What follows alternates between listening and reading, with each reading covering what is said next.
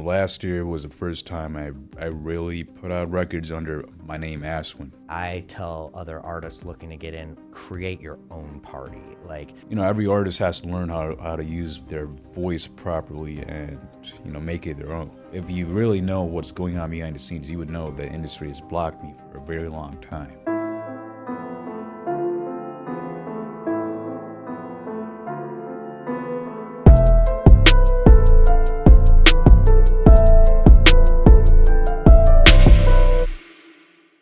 well, Ashwin, it's great to see you again. I know that we did an interview a little while back, and it's been interesting for me to observe your career over the last several years, and I've seen your online following really grow, and I've been tracking with your music.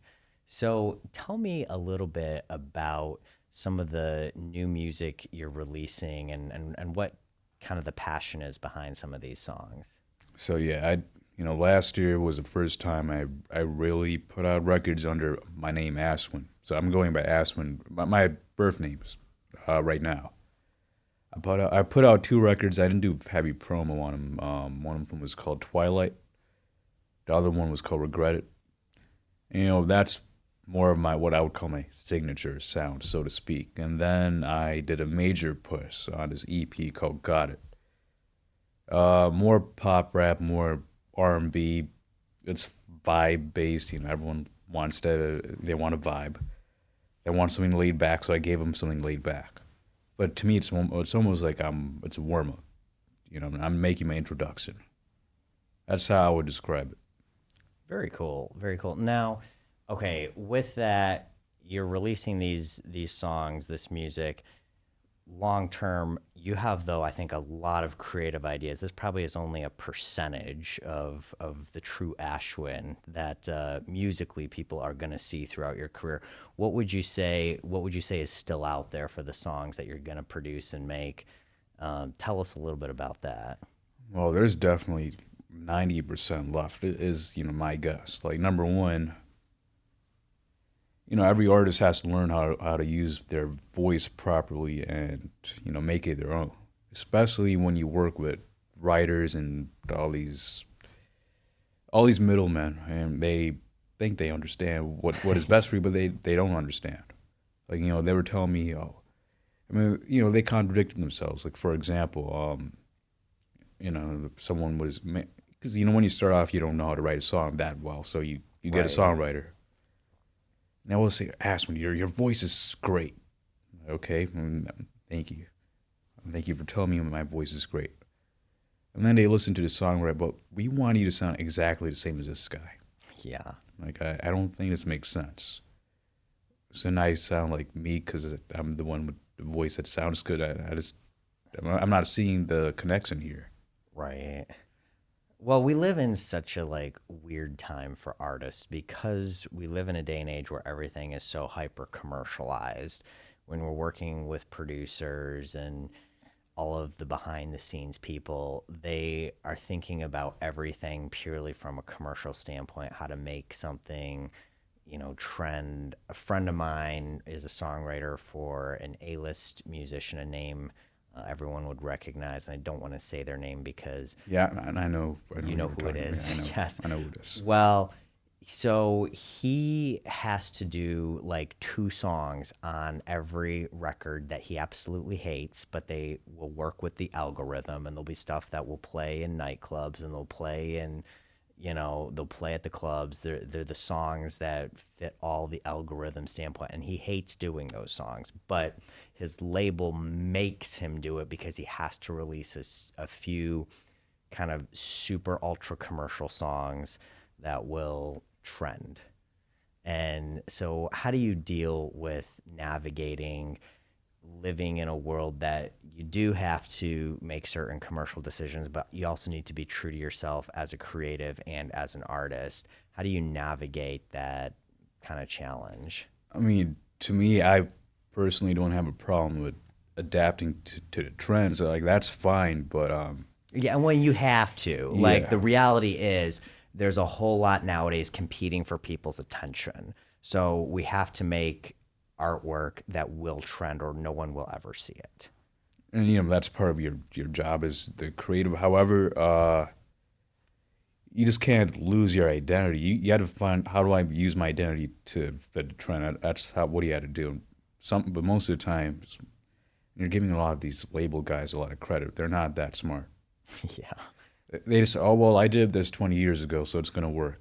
Whatever happened 20 years ago is irrelevant now. The Yeah. world is so different. I used to tell them that, but they probably don't want to hear it. Well, and you're absolutely right. Something that I see a lot in the film side of the entertainment industry, there's all these people who are the decision makers and the gatekeepers, and they're still stuck on what worked decades ago. And some of them did maybe make hits decades ago, but then that doesn't mean that their ideas today are like good ideas. And I think a great example would be the streaming service Quibi. It was short for Quick Bites, and they thought they could launch a. I mean, I think they spent almost $2 billion launching a new streaming service that was going to be specifically aimed at millennials. And just from the inception, they made so many wrong decisions. They, first off, it was a paid subscription thing. Anyone who knows the millennial generation should have known from the get-go you need to be designing something that's ad supported and free, because very few millennials are going to pay for another subscription service. And it was just everyone in the industry said this is not going to work, and it was an epic failure, and it didn't work. But the people behind it had made some mega hits 3, 4 decades ago. And so they think because they did something that worked in the past, their idea now is still good. And the reality is the world has changed significantly, and the entertainment industry has changed. How people find content has changed, and how people absorb content has really, really shifted. So, I mean, it is an interesting it is an interesting era in which we live. But I've seen your online following really growing. Yeah, and I think that's because now I'm just taking more shots. Instead of like, I'm not so much concerned about it. Oh, am I dressed like a superstar right now? I just put it out. Like if I'm in a bathroom, I'm gonna do a video because people want something that's real now. That's what I believe. Well, at least they want to believe it's real. Well, You know people want something that's authentic, exactly. and so many people are so fake about everything, and they're always putting on a false front and a face. And social media does allow the opportunity for people to also show their authentic side, and I think that's the people who do that really trend, because humans love authenticity. Yeah, and with my music, I just haven't had my opportunity to do that 100% yet. And, I'm not discounting the R&B records, but I just have a different side. Like even vocally, let's not even concern ourselves with the lyrics or the production. Like even vocally, I'm kind of restraining myself, and I'm not letting the beast out the cage because there's a beast inside, and people want to see the beast. So I'm doing it really laid back, but that's not really who I am. I'm not. I mean, I can be, but I'm not always that person. Well, yes. I mean, a lot of times I see you, and you're a laid back Midwest guy like me, but I know that there's a whole lot more, especially having the chance to talk to you.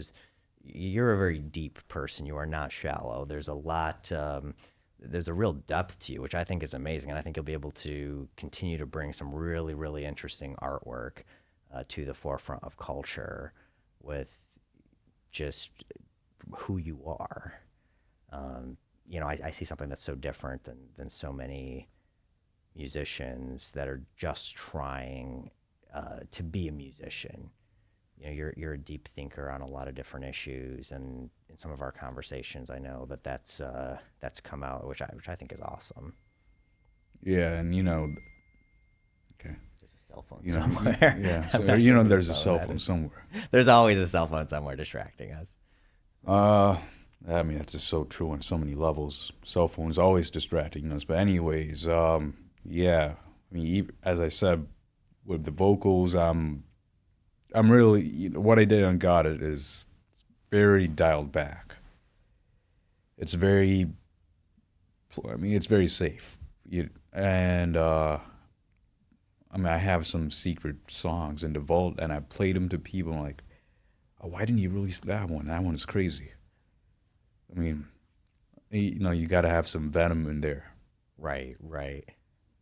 I see myself. I just have a readiness to my sound when I rap or sing, and right now I'm kind of polishing this.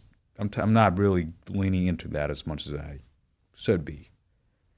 Most of the time, I had to dial it back, Right, right. but I think that's when you're going to hear the more authentic me. And then, of course, speaking about the topics I believe in, Yeah.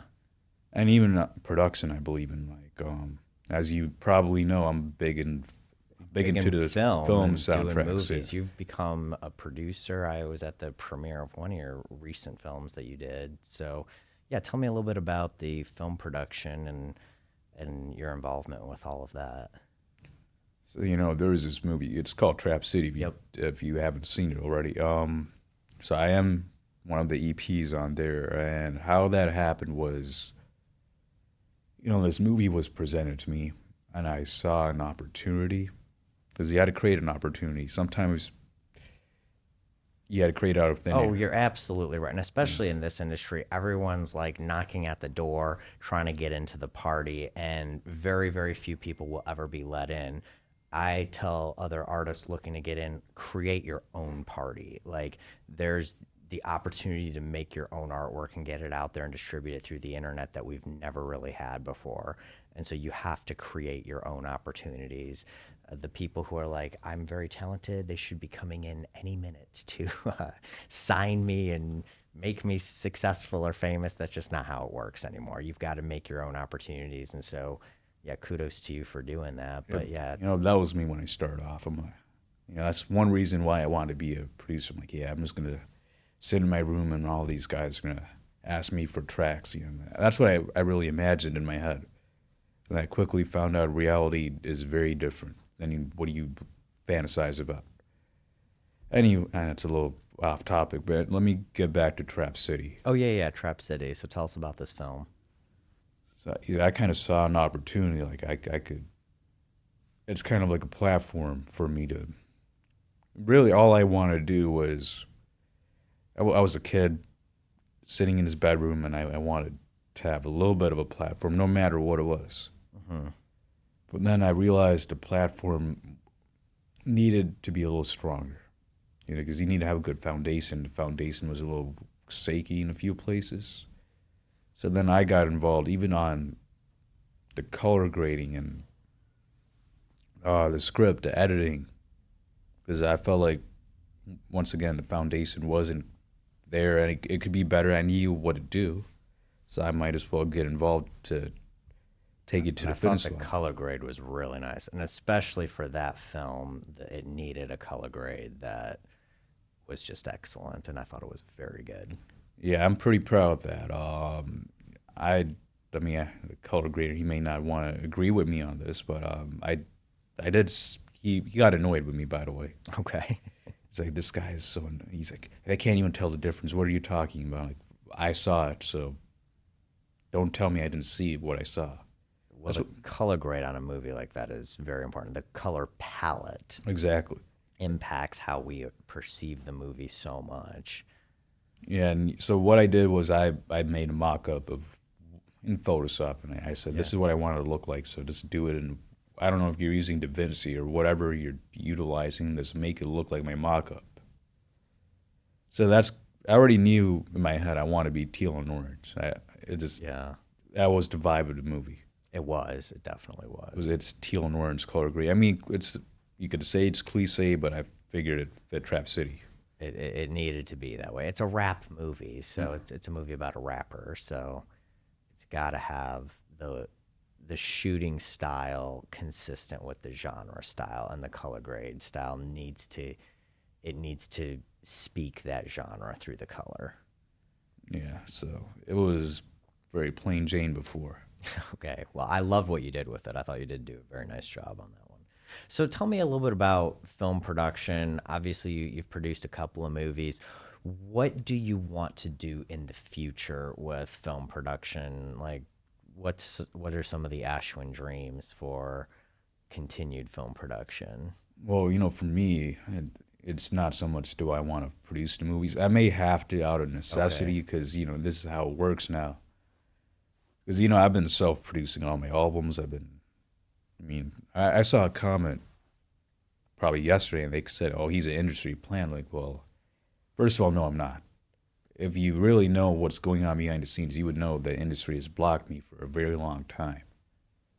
In fact, I had a record, and it's coming out next week called Energy. Okay, cool. I recorded it 3 years ago, and I did a music video for it 2 years ago. It never came out because the industry was blocking me. So really, I'm not. I'm the opposite of an industry plan. I've been independent forever since I started. So because of that, I probably will produce my own movies. But I want to be. I don't really. My goal is to be the one behind the camera.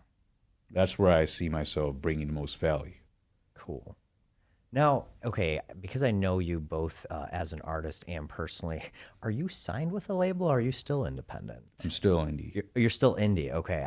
I thought so. But I see your following really growing online, and I hear your music, and the sound is excellent. And I was like, I'm not sure if you're still indie or did you get signed with a label, but that's actually very encouraging because I love that. That means you'll really be able to make the music that you're passionate about. But even then, like, even when you're indie, you're not. There's still people involved. So Right. it's almost like I'm still dealing with labeled style politics. Like, Yeah. it's not like I'm just All doing of what I life want. has some Yeah. politics in it. No, there was so many politics involved. Yeah. It's very very convoluted. Sure, sure.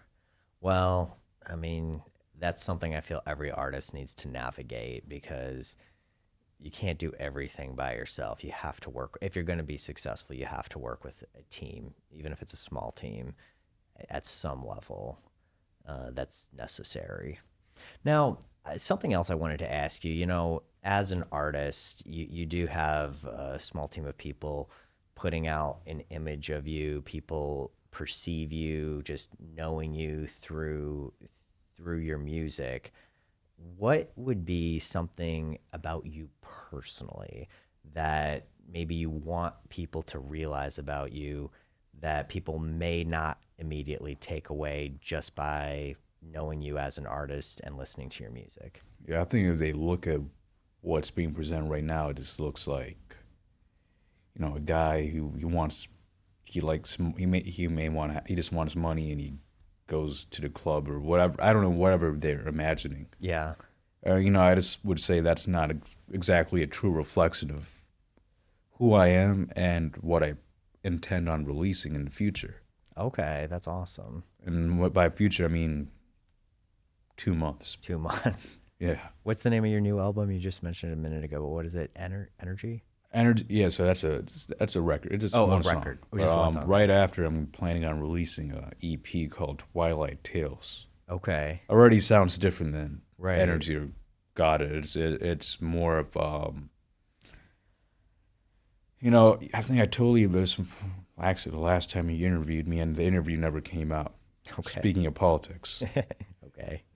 that's Hopefully I asked the right questions. I can't even remember what we talked about last time. I think I was telling you what I was imagining, for what I was tr- uh, trying to create. Because you have a vision, and but it's not easy making it come to life. Like, Right, right. to me, Twilight Tales was the first right step in putting out what I really wanted to do, which was the fantasy meets hip hop, the Game of Thrones meets hip hop, the horror films meets hip hop. Whatever I believed in, all my influences all combined in a melting pot. That was my goal. But I really find that interesting, and I do find your sound to be something fresh and unique. A lot of stuff it feels very, very commercial. It's all the same thing repackaged. Whether you're a rapper, whether you're in pop, whether you're in whatever it is, it just feels like so much is the same. But you seem to really cross genres a little bit. It's you obviously have the rap side of it, but you have to me it feels like I don't know, maybe even a little bit of like a classical music background or something that gives you a lot more musical depth to your songs that are a little different than everything else. What Yeah, tell me about your background musically, because it does feel like you very interestingly kind of cross genres a little bit. Yeah, I mean, you could hear that on records like Twilight and Regretted and Outside. Outside is on my old page, ATG. Okay, yep. You probably know that one. Yeah, I Oh, think the last time I interviewed you, you were ATG, yeah, but now you're back to Ashwin. yeah. So those records definitely, I lean into my, I'm not the greatest. I'm not Mozart, but I do understand classical music to a certain degree, at least the harmonic structure of classical music and certain compositional understandings. Those are things I have, and I used them deliberately on those records. Like Regretted, you have the organ, you have the choir, you have the violin. Right, because I hear all of that mixed with rap, and I'm like, Ashwin is doing something that genre wise is very unique. Like it's different than a lot of the mainstream stuff that's constantly produced. I like your sound. It's something kind of Yeah. new and different. So that's kind of the sound I'm going back to. Okay. Because right now I'm doing a lot of the more commercial R&B, pop rap stuff, but that's more of my core sound and what I'm been building towards. But I did regret it, 3 years ago. Yeah.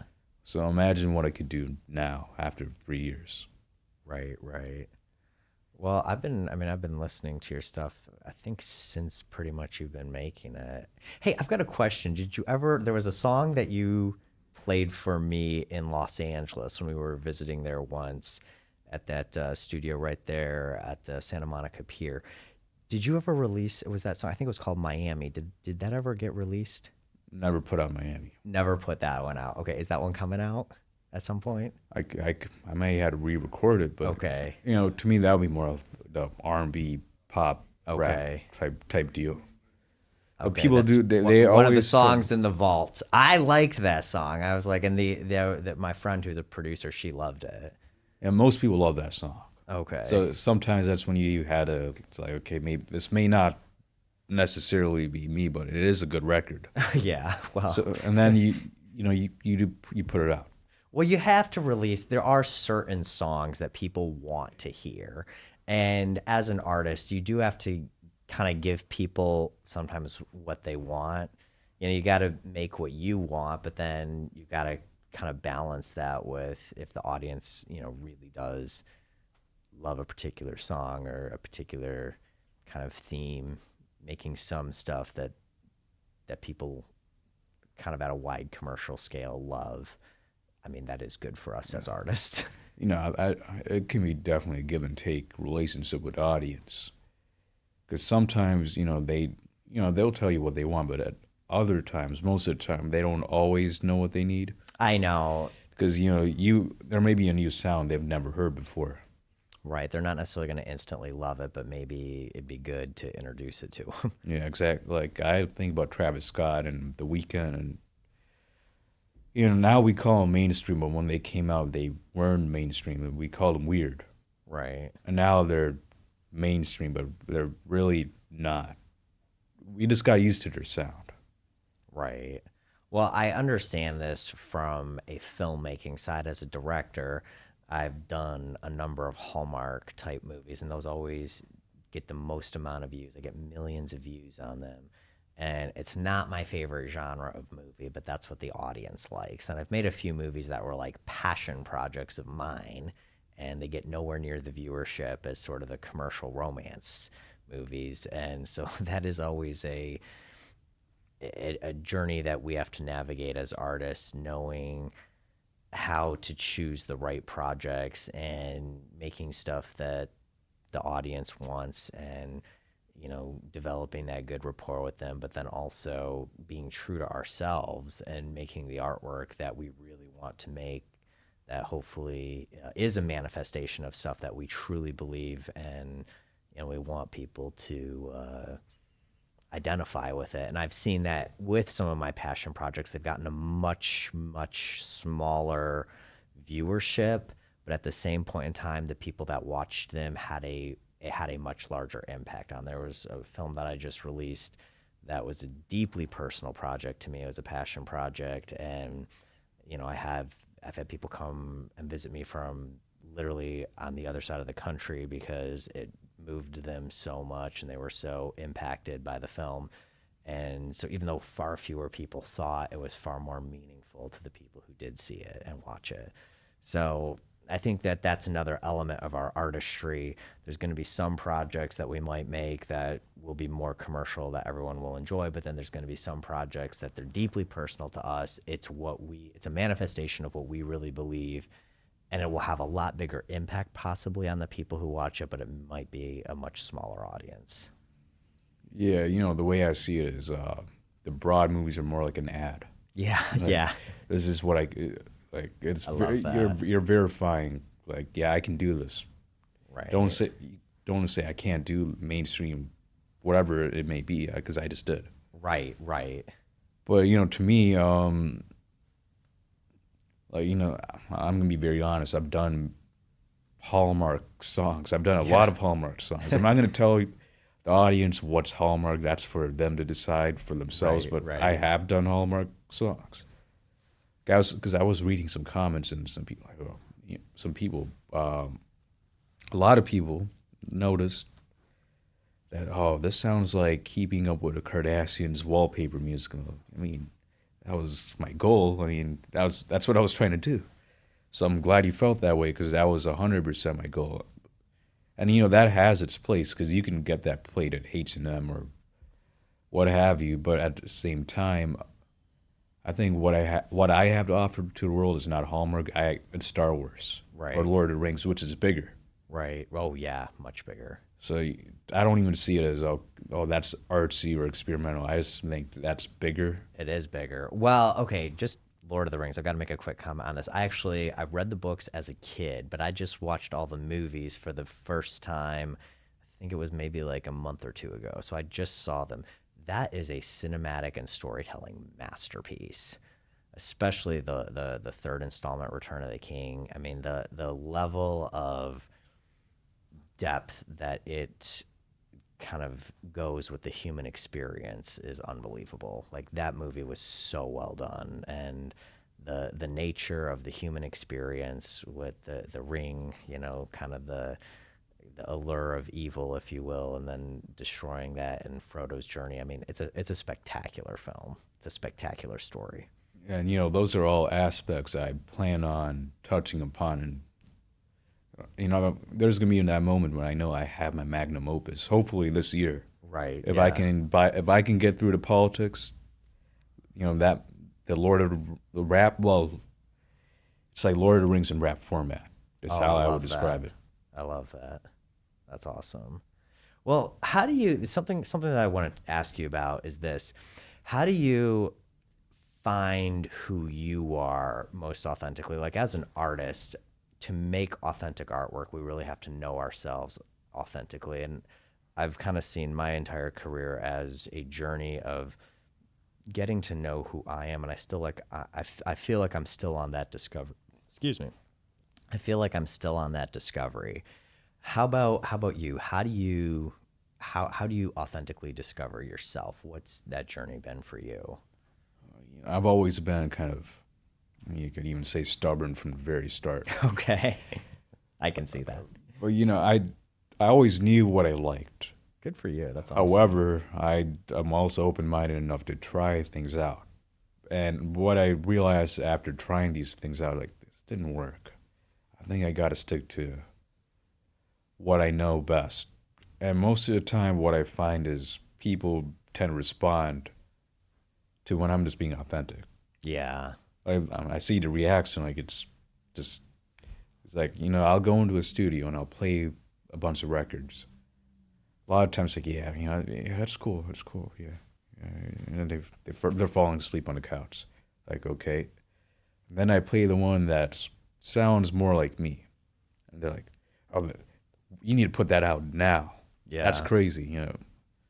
So that gives so I have the evidence that my whatever I believe in is what people will believe in. Yeah. because I've tried both. I know I have the data to back it up. Oh my goodness. Well, it's just so obvious, even with public speaking. There's such a difference between a communicator, even if they're perfect, they never and they give a perfectly delivered speech. The level of impact that that person will have compared to someone who really believes what they're talking about, the person who really believes what they're saying and they're communicating it, that their energy is so dialed in, the level of impact that that's going to have on the audience will completely blow a perfect speech out of the water. Someone who really believes what they're talking about is going to have a far greater impact on the audience than someone who gives even a perfectly delivered speech. And so, it's that authenticity connection. The more authentic the communication is, the more authentic the energy is, the more it's going to resonate with people. Yeah, because the record that I play. One of the records is called Take. Yep. It's like I believe every line. Like sometimes I don't even believe some of the lines I say, but Right. I know it fits the character of the record. Because sometimes you play a character, Right, right. but Take was like it is a character, but it's based on me. I think that's the right approach. You take what you have and you magnify it, and you amplify it, and people do connect. Yeah. Because and it sounds like me. Like I'm not pulling any punches. I'm not trying to dial Right. back. I'm just this is how I sound like Yep. on a microphone. Like it's very to the point. I love it. But I mean, how could I describe it? I'm very excited about this one. I just haven't had an opportunity to release it. Good, good. And did you say there's a music video with one of these songs too? Or there was you were mentioning a music video that you filmed that hasn't come out yet. Is Yeah, that energy. Energy? Is that coming out It's here? coming out next week. Okay, good, good. Awesome. So, okay, besides just you as an artist and as a musician, as a filmmaker, as a producer, what are some of your hobbies? Like, who is the Ashwin that we don't know? Well, you gotta understand. Like, I would say most of my time is spent with the politics of music and Okay, the marketing stuff. And most of that's what takes up the bulk of my time. okay, Music almost becomes a hobby to me at that point, right. and film is a hobby. I mean, I'm just being very practical. I just feel like as a creative, most of the time, your creativity is your hobby and your business is Yep, the job. yep. No, okay. So you mentioned you seem to really follow politics a lot. What is it that draws you to that conversation? I mean, look, it's simple. I have to understand what is going on. I mean, if I had a hobby, my hobby would be learning about Awesome. everything, period. That's my hobby. I just like to know everything. I get that because I'm the same way. I'm endlessly fascinated just with human existence itself. And I know that that might sound like weird, but it's fascinating to me that we exist on this planet. We're here in time. Where do we come from? Why are we here? Where are we going? I mean, these are the basic questions of existence, and to me they're endlessly fascinating. Like everyone's trying to give answers. Religion's obviously presenting answers. Political philosophy is trying to present answers.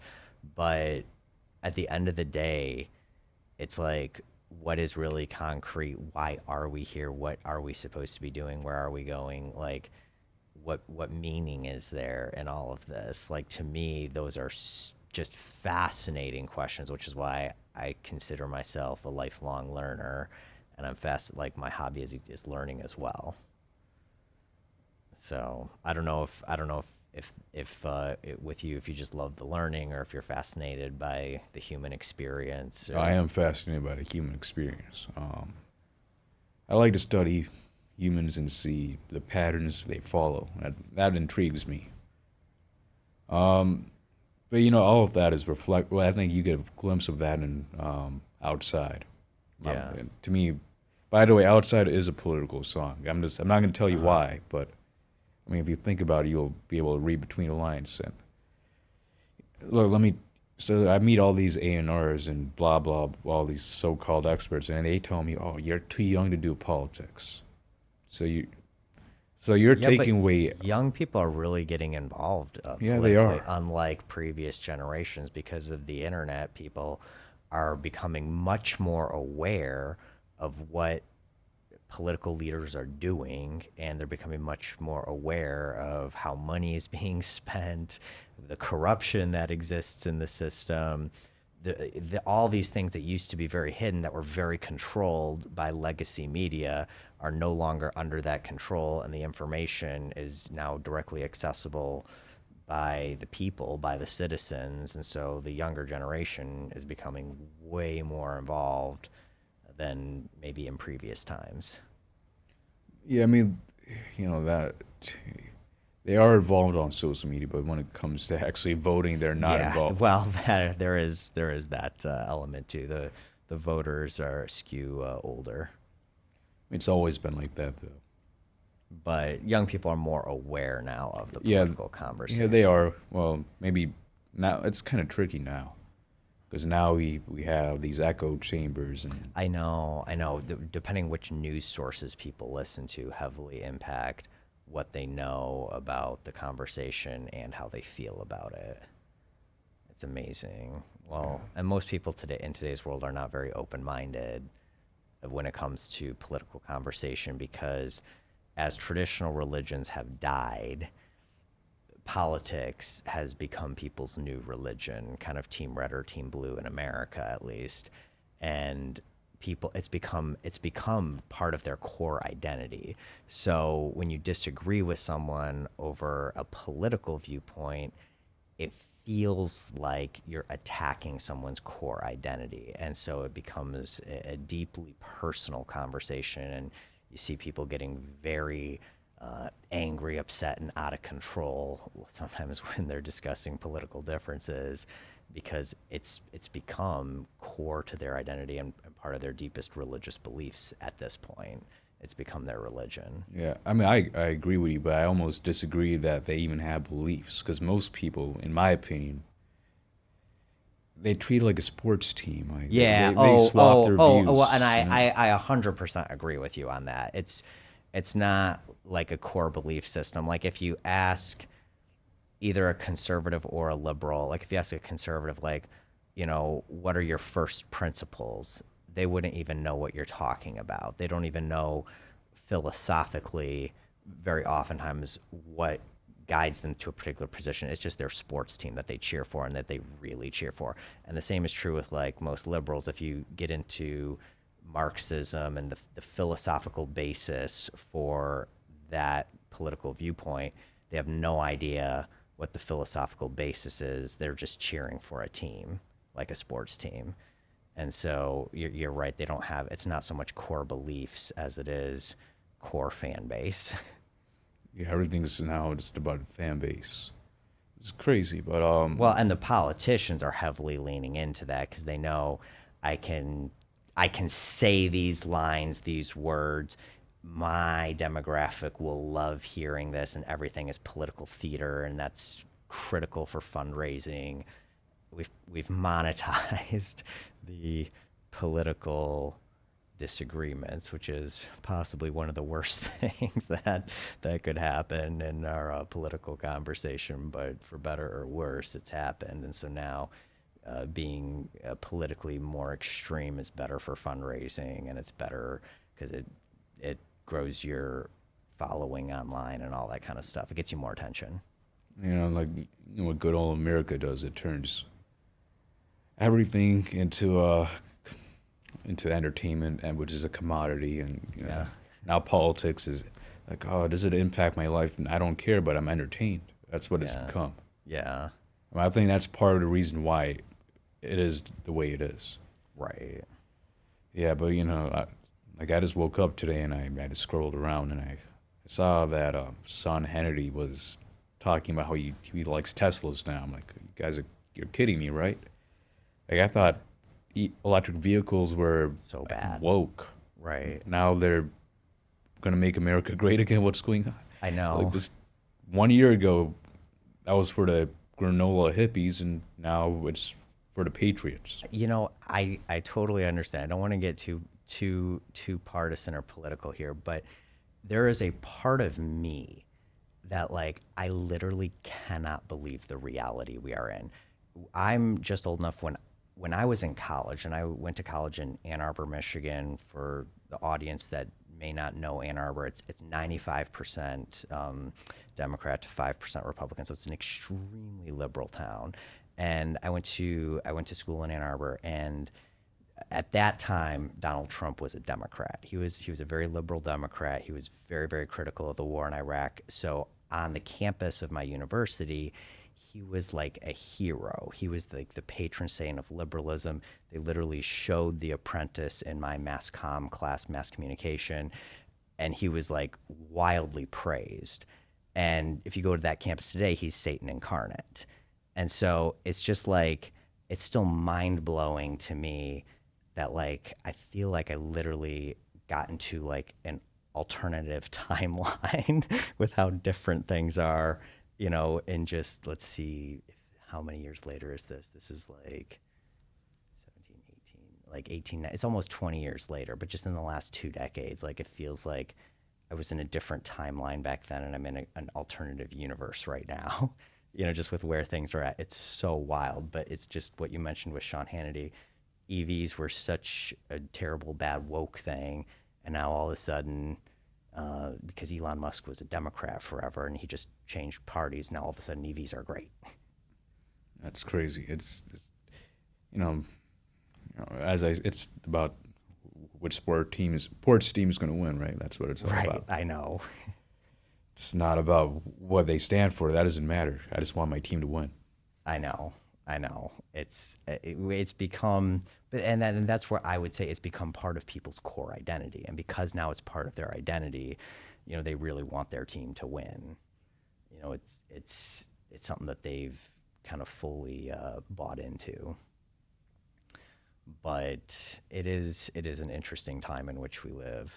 How would you say would be like one of the ways we as a culture and as a society can move away from some of the toxic echo chamberness of our political moment here to a little bit healthier conversation around these issues? Oh, okay. I don't. At this point, I don't think we can. I think. And that's fair. I mean, I'm going to be very blunt because even before all that, America's always had. You can call it. I'm going to call it what it is. It's a problem. It's an issue. Because it all started with when the Puritans came here. They already came in believing they were better. I mean, America has had a long history with manifest destiny and the entitlement and American exceptionalism. Like, oh well, I'm the best because I'm American. To me, that's part of the root problem. But why is that a problem? I'm just out of Why is that a curiosity. Yeah. problem? Because it means people they stick to that identity and they don't really think beyond that. Like you can. That's why the whole MAGA thing's happening. Uh-huh. Like, well, we're gonna make them. That's why it resonates with people. They don't want to do any work, but they want to believe That they're they're the gonna make best. America. They're the best. So they do a lot of double think because of that. Like it's very paradox. It's a paradox. Like I'm the best, but at the same time, I don't want to work. It's because we're so trained here to believe that Our we're Americans do have Americans a are the best. It's very because we're American. entitled Yeah. personality and mindset.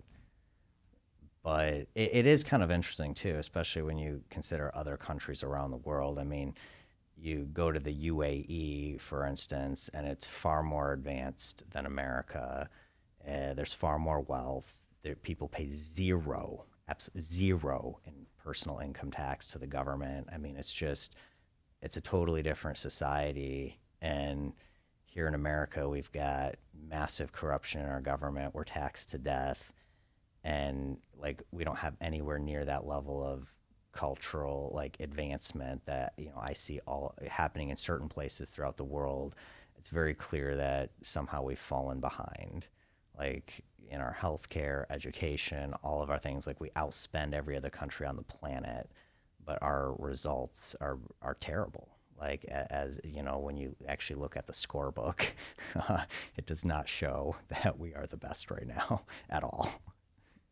Yeah, but that doesn't fit my reality.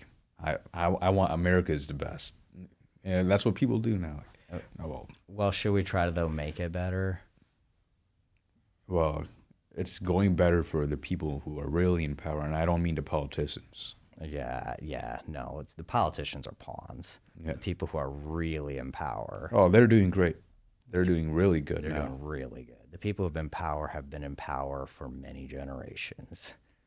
And they're using American exceptionalism against the people. Oh They're yeah. distracting them. Well, they can. I mean, you can. You know what was the famous line? Give people a bread and a circus, and they'll never revolt. And that's exactly what we have in America. People have. We've got cheap junk food and football games, and we've got the bread and the circus, and it's what the culture's built on. Yep. I mean, once if you fulfill the ego, that's food for most people. Even though you're taking away their food, they feel like you gave them food. Yeah. Well, how do we get involved to make a difference? Can we? I think people, I think education is really key. But I got to admit, when I went to school, no one really wanted to learn. Like I had people like they would, like they were in my AP government class. Yeah. I say, oh, what's the point of all this? But no, they still got A on the test, but then they forgot the day after. Right. So like I feel like there's also a problem with the grading system, the memorizing, then you vomit it back on test. Regurgitating Yeah, facts. Well, our entire education system was built to train factory workers. I mean, it's extremely outdated compared to the way the world is now. Especially in America, we don't manufacture almost anything here anymore. We used to manufacture a lot of stuff, but not now. All that stuff is made in China or made in India or made in other places. And so our education system is not serving our students well at all. And that's definitely like a serious problem. People are just regurgitating facts for tests because it's the way we educate people. But the problem is human beings are not factory produced. Every single one is unique. The way we learn is different. And our purpose in life is going to be unique and individual. We're not all going into a factory to build things. Machines do that now. It's all automated. So, it does seem like our education system is wildly outdated for where the world is at this point. yeah, I really believe that's one of the core problems. But now, maybe we're not even gonna have schools in the future. I don't know.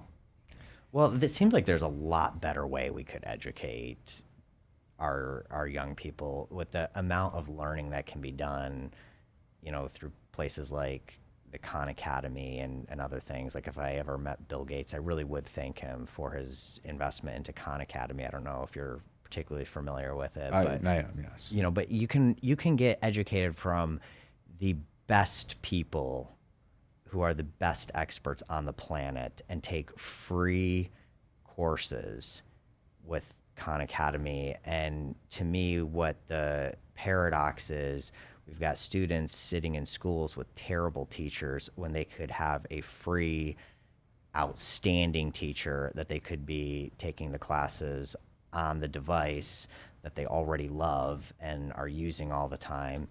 And we're spending all this money so inefficiently to get them worse education when much better education would be available to them. But I had to say most students, and this goes all back to the entitlement thing. Well, this goes all, yeah, all of this circles back to the entitlement problem. Like, well, I'm not entertained by this, so this is not important because I need to be entertained. That's Yeah. how they feel about education. Yeah. Oh, absolutely. So that's why I always say entitlement is one of the root problems. Well, I just went to, it was a little while ago, but I was filming something at a public school system right around here. And this was like a good public school, one that's very well funded, has, smart, the kids that go there would be ones you would expect to be pro learning. And I was in a 12th grade literature class, and the assignment was to write a 2 sentence poem, and the sentences did not have to rhyme. So, a pretty easy assignment. You could literally write anything. Out of a class of like 50 kids, only 3 kids did their homework. The teacher tried to get control of the classroom the entire time. He just could not get control of the classroom. The kids were so disrespectful, had zero desire to learn, and they like the kids totally had control of the classroom. They were just rambunctious and rowdy and making fun of the teacher. He had no control. No kids here had any desire to learn, or maybe some of the kids did, but the kids who were just not having any desire to learn were the ones doing all the talking. And of the 3 kids who did their assignment, one wrote like a very puerile, trivial thing on social media. I can't remember what the other 2 people had, but it wasn't very impressive. And this was a 12th grade literature class. I mean, these kids should be reading Shakespeare and analyzing something of meaning, but they couldn't do even the easiest, simplest assignment. And this was a good school. Like, this is a school that would be thought of as like a very good school system. And just the level of education taking place, the level of actual learning was so profoundly low. And it goes, I think, exactly to your point. If the kids don't have a desire to learn, there's nothing that you can do. No amount of money is going to make them want to learn. Like, I don't know how to. Yeah, I hate to say this, but most human beings are ruled by fear. Oh yeah. So you got to tell them what the consequences are if they don't learn. I think they don't understand what is happening to them because they're so in the dark. Well, and I definitely agree with that. Most human beings are ruled by fear. I wonder if we reformatted our education system and made it something that actually incentivized learning. The reality of life that I have seen in every sphere in every industry I've worked in is this: incentives dictate outcomes. Whatever you incentivize, that That is determines true. what the outcome is. I'd almost literally shut down the entire school system and spend, like, we outspend every other country on the planet pretty much at this point with our education system, and our results are abysmal. Our scores, our test scores are just abysmal. Like, shut down the whole system, give the kids Khan Academy, give them a standardized test at the end of the year. If they pass the test, we just take the money. We spend more than like 20 grand a kid on education. Just give them the 20 grand if they pass the test. I think all of a sudden, if kids were being paid to learn, the level of interest they'd have in learning would skyrocket. And we spend so much money, we could pay them large sums of money to learn, and then they could graduate from high school and have enough money to put a down payment on a house. I mean, we could have, I think it'd be a very interesting experimental program. And I know there's so many special interests that just suck the money out of education. They'd want to crucify me for presenting this idea, but I do think it would fundamentally transform the way kids have an interest in education and learning. And I think if you created a very strong incentive for them to learn, they would respond. Yeah, I'm not. I mean, I agree with you, but I do think you need to have two approaches. You need to have the incentives, and you need to have a tiny bit of. You need to have a consequence too. You need both. Some people they like that and they need it. It's what I've learned, especially in my time in the music industry. I've learned a lot of people they don't they don't necessarily want the reward. They want to be they're more motivated by how am I going to be punished. That's what moves a lot of people. Believe it or not, it's very Oh, unfortunate. hey, I understand fear as a motivator. Yeah, That's definitely a yeah. very strong human motivator. Because I don't agree with No Child Left Behind. Okay, the No Child Left Behind. Yeah, What aspect? I know what the Like the if you fail, legislation you was. If you you you fail. Like you fail, don't you get fail. it. You don't get to move up. Like that's what I believe. Well, that's what you believe. If you fail, you fail. You don't move up. Like you got to start over. You got to start over. Like why are we advancing people who have not? They just aren't ready. It doesn't make sense. Like now it's so easy because like, oh, everyone is great. We're all great. We're all great Americans. Everybody deserves a trophy. Yeah, like this is this entitlement thing I'm referring to. They're all so entitled. Well, and you are right. And I think especially in our generation, everyone just thinks they're a superstar, and yeah, you're entitled to massive success, and people don't want to put in the work. They don't want to really struggle for anything. They want instant gratification on everything, or we want instant gratification on everything. I feel it's part of the just the cell phone generation. It's rewired our brains to think like that. But all of this is going to be encouraged by the real power players because that's how you want your cattle to be, right? You don't Oh want your yeah, cattle to think for you want itself. sheep. You don't want people who are smart, can think for themselves, and can analyze data correctly, because that's not good for the people who are really in power. They want people to be working the machine to make them money. Yeah, and I think they've done a really good job at creating this great system. Oh, they have. They've done a brilliant job. Well, because they've done a brilliant job creating a system that everyone in America, at least, everyone's branded with a barcode, essentially a social security number, and then for the rest of your life, you're working, paying into the system to make the true leaders extremely wealthy, the true power players extremely wealthy. Well, everybody else is just struggling to survive, and people are just paying their whole lives into a system, and they don't even realize why. Yep. And so, and then the political divide works very, very well. They create this fake. It's really a kind of a fake class war in between people, a culture war.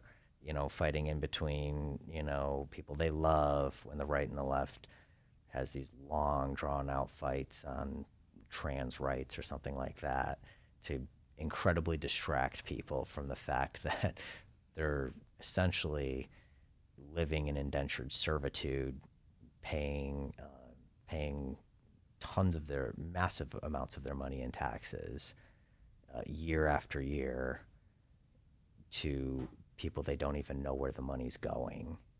I mean, I think I just saw recently there was like 4 point, I think it was 4.5 or 4.7 trillion dollars that the government spent, there was zero explanation for where any of those dollars even went. I mean, the level of the level of insider power is so extreme, and the money that certain power players can make that are beyond this crazy political partisan divide is just, it's unbelievable. But So what do you think about Doge? oh, I think it was desperately necessary. I mean, I just know in my hometown, we had, we just, this is a local politics thing, just the level of waste. Here's an example. There was a school, we have a school that needed, or well, they said it needed the furnace upgraded. And so they were taking the taxpayers for $30 million to upgrade the furnace. If you looked at the entire value, the real estate value of the building, it can't be worth more than 4 to maybe 7 million.